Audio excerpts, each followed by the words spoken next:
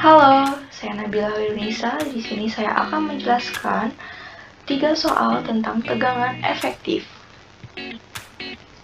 Soal yang pertama, di sini kita punya lapisan tanah yang memiliki berat volume yang berbeda-beda. Tentukan nilai tegangan total, tegangan efektif, dan tekanan air pori pada titik A, B, C, D, serta gambarkan grafiknya. Pembahasannya, di titik A kita memiliki tegangan totalnya yaitu 0 dengan tegangan air pori sama dengan 0 dan tegangan efektif sama dengan 0. Kenapa 0? Karena di titik A ke atas ini tidak ada apa-apa atau ruang hampa. Dan titik B kita dapat cari tegangan totalnya yaitu dengan kita lihat di sini titik BK itu kedalamannya yaitu 5 meter dengan gamma berat volume keringnya atau gamma dry-nya itu 16,4 kN per meter persegi. Dan kita kali 5 dikali gamma dry-nya itu sama dengan 82 kN per meter persegi. Karena ini pasir, kita tidak perlu mencari tegangan air porinya karena tidak ada tegangan air porinya. Dan untuk tegangan efektifnya tetap 82 kN per meter persegi. Selanjutnya untuk mencari titik C,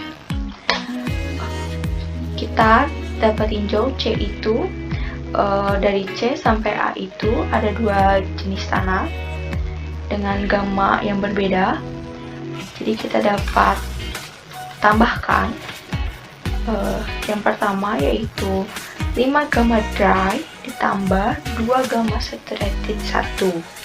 2 gamma saturated itu yaitu di sini tinggi dari C ke B nya itu hanya 2. Jadi kita tambahkan dengan 5 gamma dry yang hasilnya 118,8 kN per meter persegi.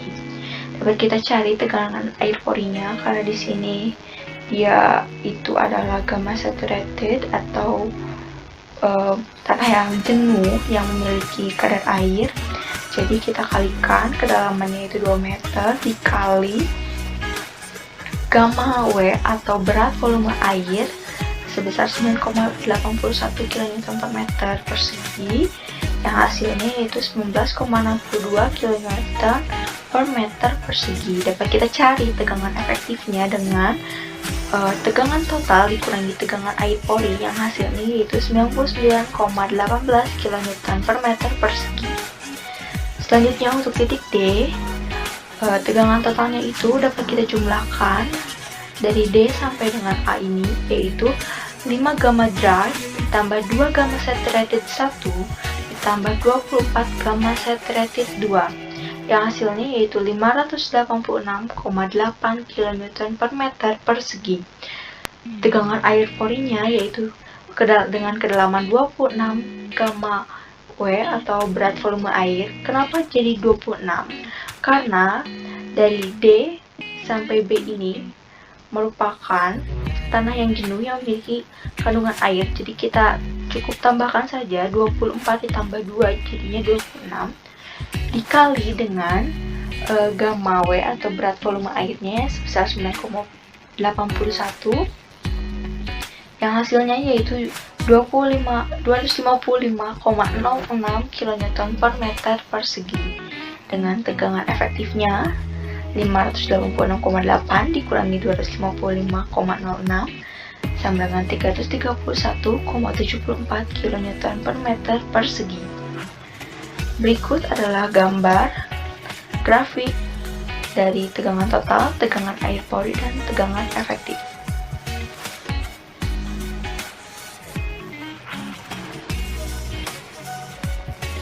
Soal nomor 2.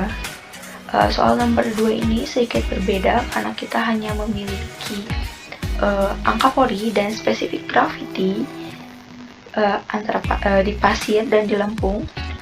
Jadi kita harus mencari berat volume masing-masing.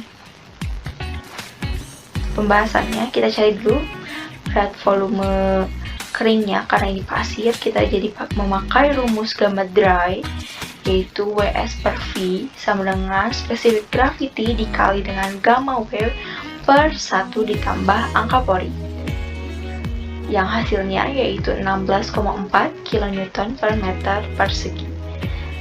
Dan gamma saturatednya, karena ini jenuh memiliki kandungan air, gamma saturatednya yaitu dengan rumus angka pori dikali gamma air atau berat volume air ditambah dengan spesifik gravity dikali berat volume air per 1 ditambah angka pori, yang hasilnya yaitu 19,2 kN per meter persegi. Sekarang kita cek tegangan total di titik A, yaitu 0, tekanan air porinya juga 0, tegangan efektifnya juga 0. Mengapa? Karena seperti di soal sebelumnya, A ke atas ini tidak ada apa-apa atau ruang hampa, dan untuk titik B kita dapat hitung, yaitu dengan ini, pasir ini memiliki kedalaman 8 meter, jadi kita cari dengan 8 dikali dengan gamma dry, yang hasilnya yaitu 131,2 kN per meter persegi dengan tegangan airnya sama dengan 0. Pasir tidak memiliki kandungan air, jadi tegangan air porinya sama dengan 0. Selanjutnya tegangan efektifnya sama dengan tegangan total, yaitu 131,2 kN per meter persegi. Selanjutnya untuk di titik C, kita cari dulu tegangan totalnya, yaitu kita tambahkan dari pasir, yaitu 8 gamma dry ditambah 24 gamma saturatednya, yang hasilnya yaitu 592 kN per meter persegi dengan tegangan air porinya. Lempung ini memiliki tinggi 24 meter, jadi kita bisa kali 24 ini dengan gamma W-nya, yaitu 24 dikali 9,81, yang hasilnya yaitu 235,44 kN per meter persegi dengan tegangan efektifnya, yaitu tegangan total dikurangi tegangan air pori, yang hasilnya 356,56 kN per meter persegi. Berikut adalah grafik dari tegangan total, tegangan air pori, dan tegangan efektif.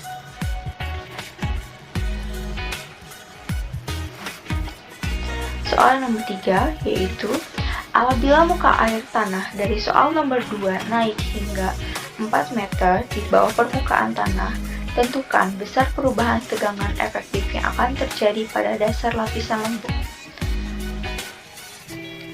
Di sini kita sudah menggambarkan, asalnya pasir itu tinggi 8 meter dari sini sampai dengan sini.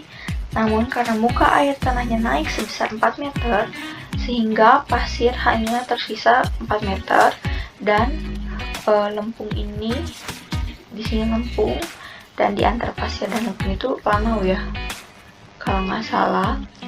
Jadi kita bisa cari tegangan totalnya dengan 4 dikali gamma dry ditambah 28 gamma saturated, yang hasilnya yaitu 603,2 kN per meter persegi.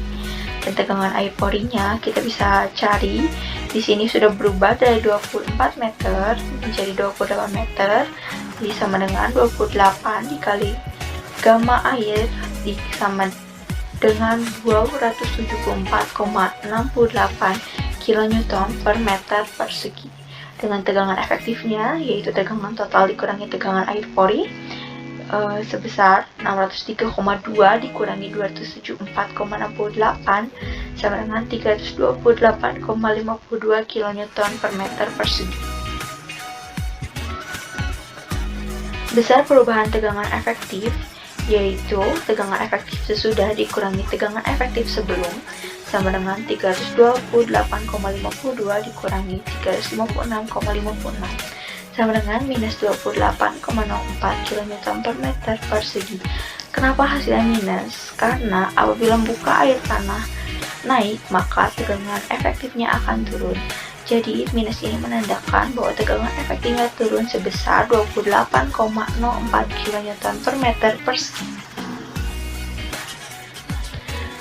Sekian pembahasan soal dari saya. Mohon maaf apabila ada kesalahan dalam bertutur kata.